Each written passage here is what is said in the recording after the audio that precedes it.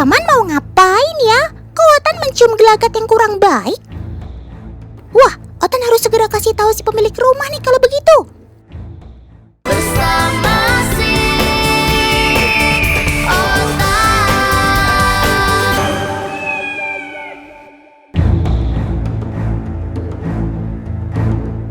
Ternyata ada sobat Otan si Husky yang menjaga rumah, teman. Syukurlah.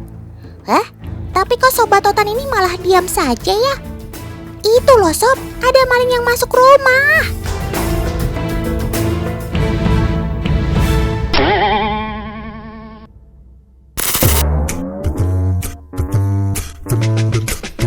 Teman, ini adalah reka adegan. Dan Paman bukanlah maling sesungguhnya ya.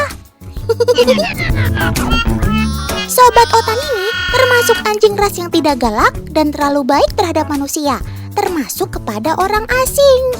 Jadi, sangat tidak disarankan mengandalkan sobat Otan ini sebagai anjing penjaga ya.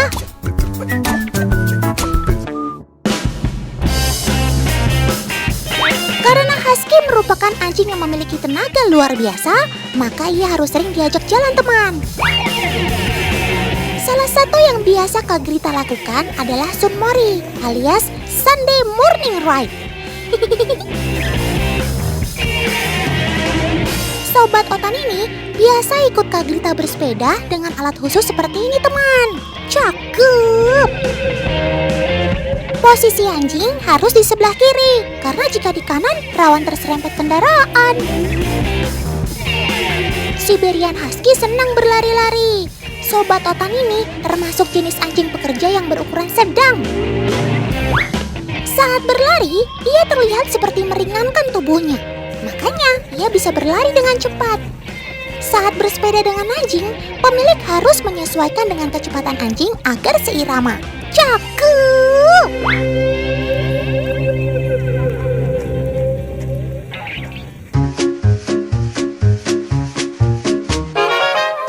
Teman, kalian tahu nggak kalau anjing Siberian Husky ini sudah dipelihara berabad-abad oleh suku Chukchi di semenanjung Siberia.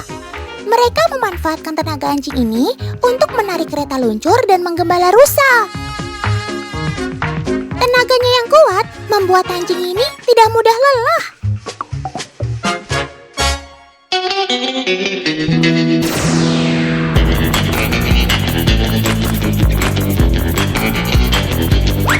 Stop! Itu kan rumput. Kok malah dimakan sih, Sob? Jangan-jangan kamu adalah domba yang menyamar menjadi anjing ya? Oh iya, Otan baru ingat. Rumput merupakan makanan selingan sobat Otan ini. Rumput dapat membantu pencernaan dan berfungsi sebagai serat. Syukurlah, kamu ternyata anjing yang sesungguhnya ya, Sob.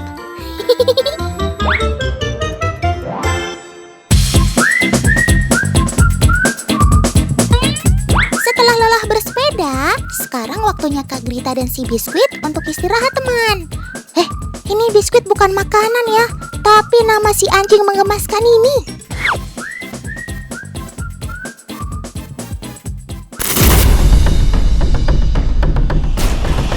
Loh, di dalam ada siapa tuh? Gaswat! Gawat! Bisa terjadi perang dunia ketiga nih.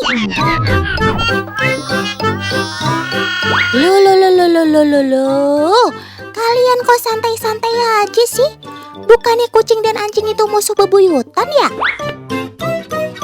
Teman, ternyata Kak Grita memiliki 3 peliharaan, yaitu Biskuit si Husky, KitKat si anjing corgi, terakhir si Putih kucing lokal.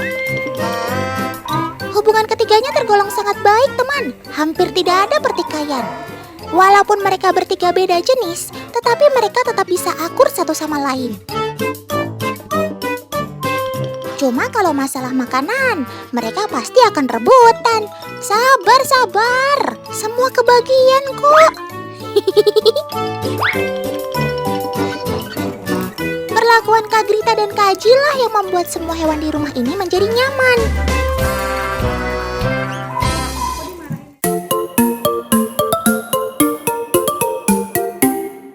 Biskuit, anjing Siberian Husky ini merupakan hewan hasil adopsi Kak Grita, teman.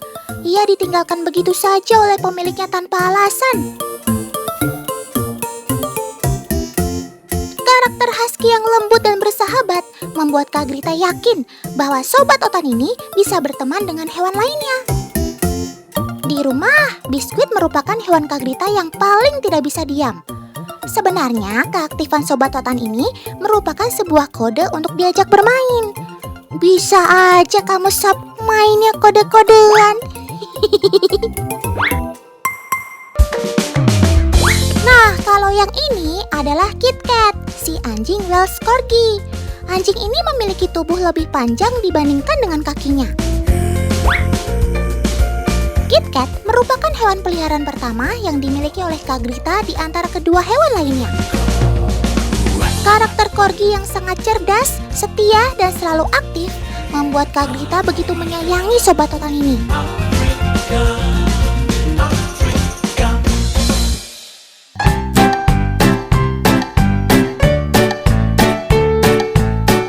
Nah, kalau yang ini adalah Putih, si kucing lokal. Putih adalah hewan peliharaan kedua yang dimiliki oleh Kak Grita. Awalnya Putih sering main ke rumah Kak Grita, sampai pada akhirnya si Putih pun diadopsi menjadi hewan peliharaan.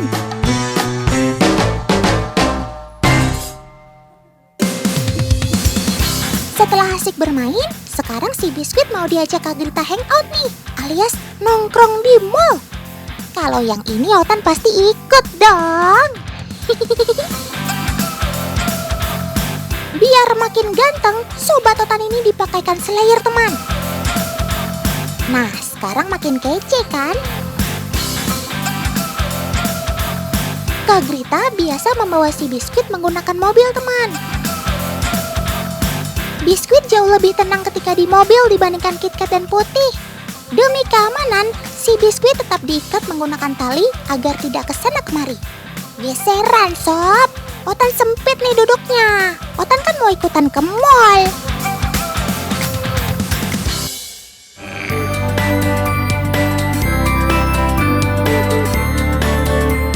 Nampaknya si Biskuit sudah tidak sabar untuk jalan-jalan nih teman. Ia langsung saja menjelajahi pusat perbelanjaan bersama Kak Grita. Cakep! Karena memiliki karakter yang ramah, Husky bisa tetap tenang walau berada di keramaian seperti ini teman. Wah, ada Kak Bunga dan Kak Angga tuh. Kelihatannya mereka juga bawa peliharaan masing-masing. Hai Kak, kebetulan nih kita bisa nongkrong bareng di mall. Kalau udah kumpul begini, yang nggak boleh ketinggalan yaitu foto-foto teman. Siap semuanya? 1, 2, 3.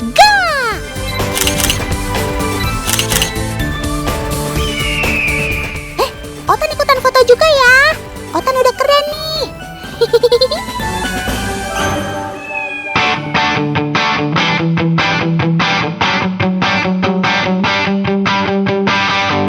Loh Kak, si Biskuit mau diajak naik eskalator ya?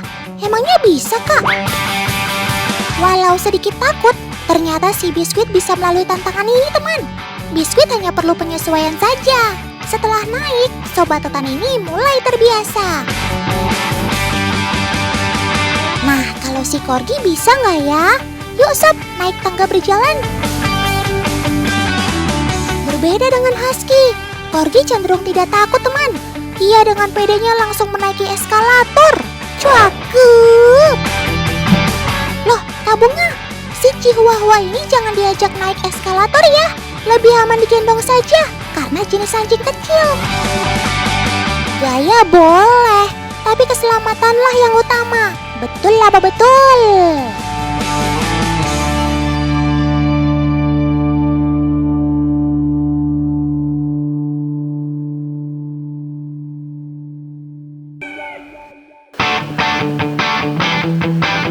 Penonton, sebelum mulai, Otan punya pantun nih. Minum kopi sama sedotan, tidurnya pulas pakai guling. Ketemu lagi sama si Otan, waktunya bahas si terenggiling.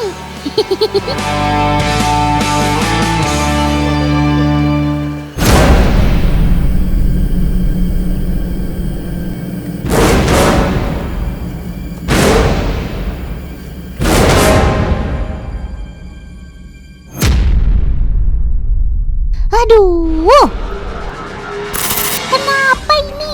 Ada apa ini? Baru juga mulai, kok udah rusuh begini sih? Ya ampun.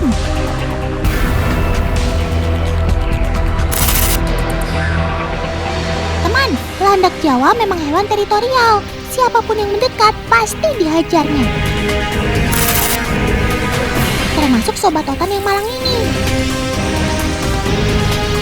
Aduh, Otan gak tega liatnya.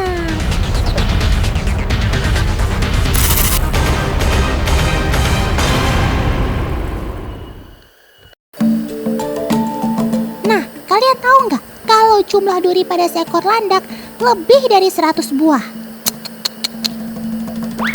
Padahal satu durinya saja sudah bisa bikin kempes sebuah ban mobil. Bagaimana kalau kena ratusan duri seperti ini coba? Kebayang dong.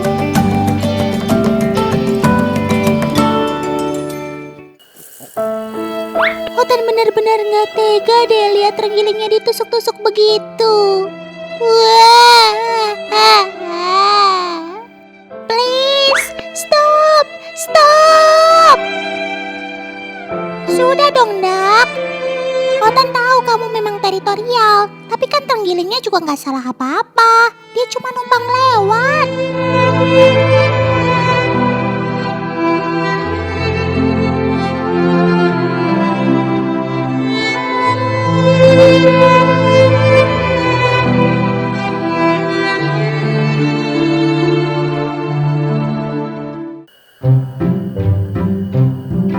Untungnya terenggiling memiliki sisik sekeras baja. Jangankan duri landak, gigi singa pun tak mampu menembusnya. Kalau dalam sepak bola, Catenaccio ala Italia gitu deh. Untung saja ya kamu gak kenapa-napa. Ayo sob, kita pindah yuk. Mending cari tempat lain.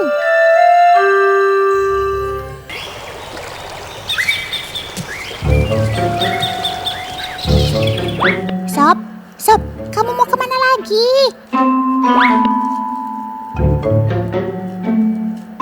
Hati-hati sob, banyak pemburu berkeliaran.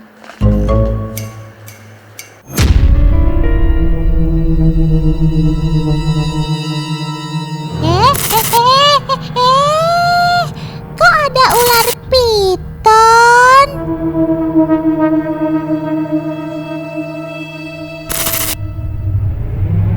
Ini sih lepas dari kandang harimau, masuk ke kandang buaya. Aduh, gimana ini? Terenggalingnya bisa ditelan bulat-bulat, teman.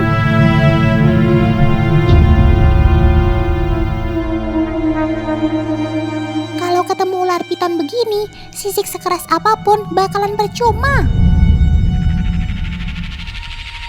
Soalnya si piton bisa dengan mudah menelan terenggalingnya hidup-hidup.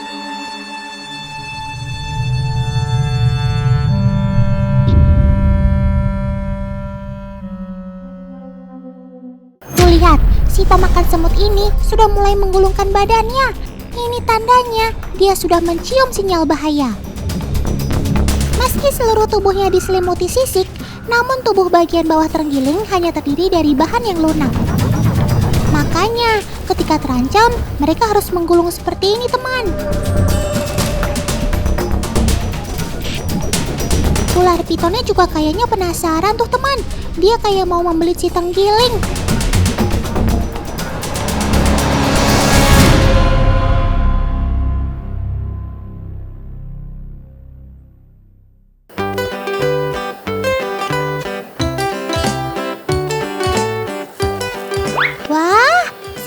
Ularnya tidak tertarik untuk memangsa si terenggalingnya, teman. Tuh lihat, si pitonnya melengos pergi. Untunglah. Selamat.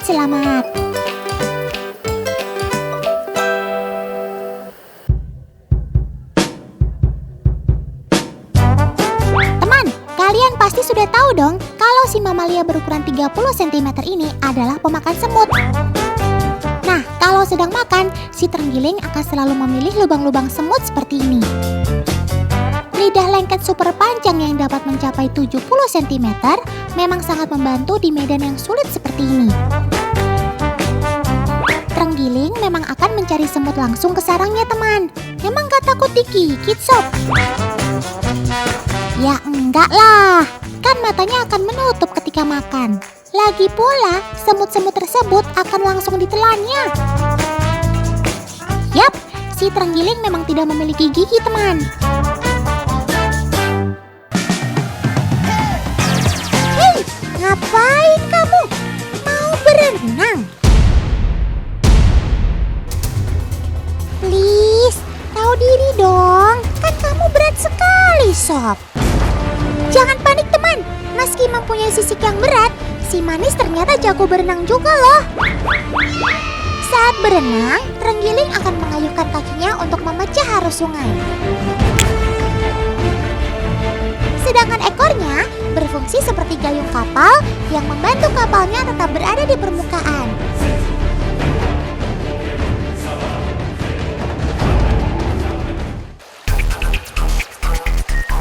Keren banget sih kamu, Sob.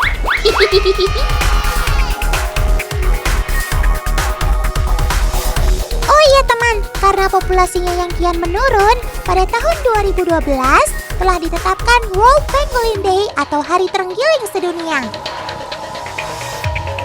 Tepatnya hari Sabtu di minggu ketiga bulan Februari. Tujuannya untuk mengurangi perburuan liar dan meningkatkan kesadaran akan kelestarian sobat otan ini. Semoga kamu selalu terjaga ya, Sob.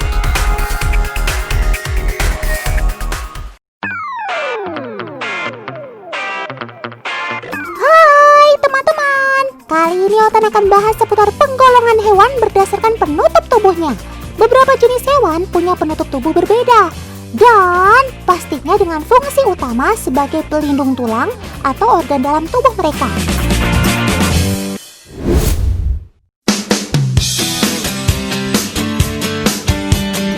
Ada yang tahu hewan apa yang tubuhnya bersisik? Wits, bukan cuma ikan atau ular saja. Tubuh sobat otan si buaya juga termasuk bersisik loh. Sisik pada buaya memang lebih besar dan kasar dibanding hewan bersisik lainnya. Sisik ini berguna untuk menangkal pemangsa yang akan menyerangnya. Pada hewan berdarah dingin, sisik juga berguna untuk mengatur suhu tubuh.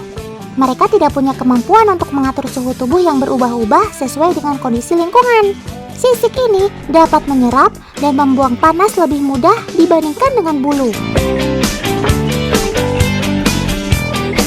Nah, coba perhatikan susunan kubah kecil dengan bintik hitam pada ujung sisik buaya. Susunan ini ternyata punya fungsi sebagai sensor loh teman. Respon pada tekanan dan getaran mereka cukup peka dibanding jaringan saraf peraba pada ujung jari manusia. Buaya menggunakan sensor ini untuk mendeteksi riak dan getaran dalam air. Ngomong-ngomong, ada yang tahu sisik terbuat dari apa? Yap, seperti kuku, sisik juga terbuat dari keratin. Sisik juga akan terus tumbuh seiring dengan pertumbuhan sang hewan. Unik ya.